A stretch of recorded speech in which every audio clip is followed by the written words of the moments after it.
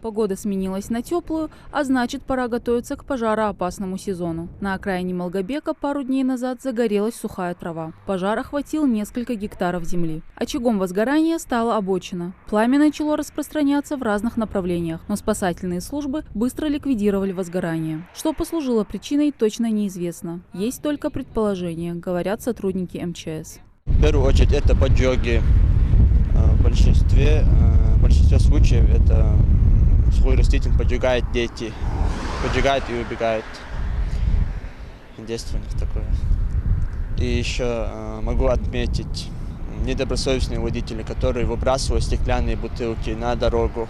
А это служит зажигательными линзами для сухой растительности. Стеклянная бутылка под солнцем срабатывает в качестве лупы. Пропуская сквозь себя лучи, она фокусирует их на сухой траве. Безобидная банка является частой причиной возгорания также в квартирах и домах. На этот раз пламя было далеко от жилых домов, и пострадавших нет. Но оно принесло с собой ряд других неприятных последствий. Это нарушение корневой системы растений, уничтожение плодородного слоя почвы, гибели полезных побегов, насекомых и животных. И чтобы это предотвратить, сотрудниками МЧС проводится ряд профилактических работ. На данной территории проложена минерализованная полоса, которая способствует предотвращению распространения огня на сухой растительности.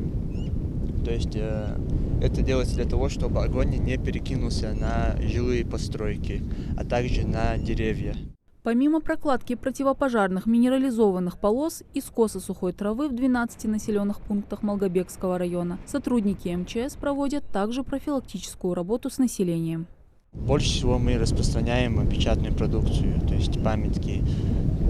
Также мы даем указания главам сельских поселений, чтобы они развешивали баннеры с предупреждением населения о том, что наступил пожароопасный период, и дабы они более бережно относились к сухой растительности, то есть не способствовали ее возгоранию. Такая профилактика проводится ежегодно и приносит пользу. Жителям напоминают, что большинство пожаров возникают из-за таких банальных вещей, как непотушенный окурок сигареты или пыш, вылетевший из ружья во время охоты. В прошлом году зафиксировано около 200 пожаров в Малгобеке и Малгобекском районе. А в этом с начала теплых дней уже несколько. Но самая жаркая, а значит и пожароопасная пора впереди. Мадина Цора, Асхаб Белакиев, Новости 24.